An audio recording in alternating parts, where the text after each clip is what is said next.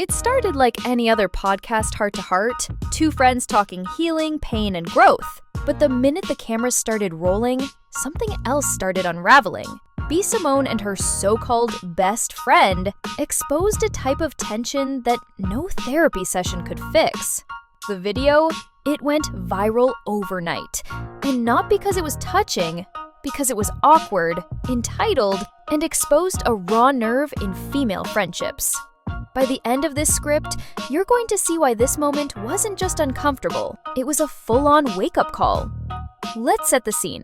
The camera's rolling. Simone leans into the mic, talks about being a good friend, talks about listening, adjusting, having a pure heart.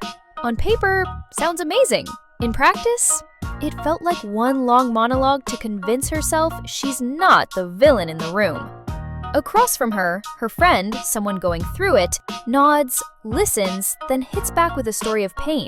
Being unemployed, a single mom, on food stamps, living with her parents. But she wasn't just venting, she was hinting. See, the internet clocked it immediately. This wasn't an open dialogue. This was emotional guilt, dressed in honesty. Simone's friend kept dropping bombs. You helped others, but not me. Like she was expecting something. And she was eating it up. Not because she agreed, but because she needed to be seen as the bigger person, the understanding friend. The whole thing spiraled into a performance neither woman seemed to fully understand they were giving. But let's go deeper. One moment that made people stop scrolling when Simone admitted to paying for someone's divorce. Yeah, not a loan, not a gift. She paid for the entire end of someone's marriage. That's not friendship. That's emotional bankruptcy. And here's where it gets worse. The friend on the mic with her didn't question it. Instead, she used that moment to double down on her own struggles, silently asking, "So where was that energy for me?" This is where emotional leeching creeps in.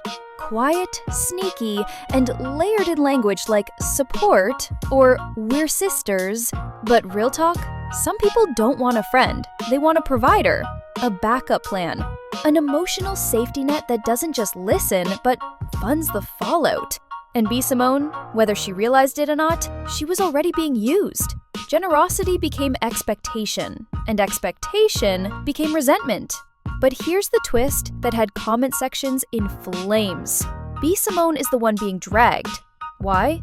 Because her friend came off vulnerable. She shared the tears, the struggle, the single mom sob story. And in contrast, looked like the emotionally distant rich girl who's out of touch. It didn't matter what she had done. The narrative was already set. The moment she didn't offer to pay for her bestie's food stamps and car note, the court of public opinion ruled her guilty. It's this exact mindset that's become poison to real friendships. The belief that money equals responsibility, that success equals savior, that if you made it, you owe the people who didn't. The same people who ghosted you when you were grinding now want you to be their financial aid department. And Simone, she's not just a celebrity, she's a symbol of what happens when people assume your bag belongs to everyone but you. Now, let's talk power dynamics, because this "we should be doing it together" energy, it's not always pure. Her friend says she misses working together, misses the joint opportunities. But listen closely. What she really misses is being included, being positioned next to someone successful. And when that stopped, what followed wasn't understanding. It was jealousy wrapped in emotional language. She didn't want what had. She wanted to make sure she got some of it. At one point, Simone tries to keep it real. She says, "I want to help the right people." But even that felt forced, because she's in too deep. She's already the friend who overgave. She paid for divorces, gave out money, took care of people who drained her. And now that she's tired, now that she's learning boundaries, everyone suddenly wants to paint her as selfish. Let's call it what it is: weaponized struggle.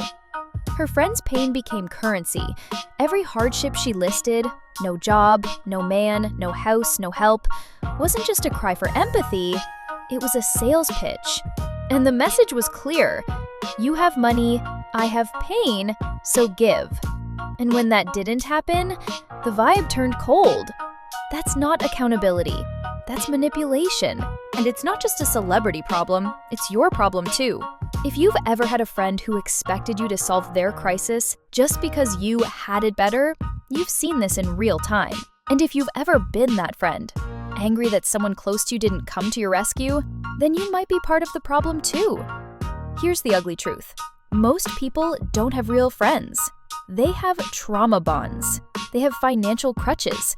They have mutual enabling systems where no one's healing. They're just surviving each other. And B. Simone's podcast, it put all that on display. It also revealed a common trap in women-led friendships. Competition disguised as connection. When the friendship is real, there's no jealousy if someone else wins. There's no pain when a friend levels up. But what we saw in this viral conversation, that wasn't celebration. It was comparison, a constant emotional scoreboard ticking in the background. And let's not pretend this is just about women. Men deal with it too. The friend who expects you to pay for drinks every time. The cousin who needs just one more loan. The ex-homie who suddenly remembers your number when rent's due. But here's the thing. We don't usually call that friendship. We call it what it is, a hustle. So maybe the conversation wasn't trash. Maybe it was necessary. A cautionary tale about how social media, money, and blurred boundaries can break even the strongest looking friendships. And in that sense, B. Simone gave us a gift. Not with her words, but with her mistakes. Because what we really saw was the collapse of a relationship that had no business being labeled friendship in the first place. And now, we turn the mic to you. Is B. Simone a bad friend? Or is she just another woman realizing that being the strong one often means becoming the one everyone thinks they can drain? Comment below. Let's talk about it.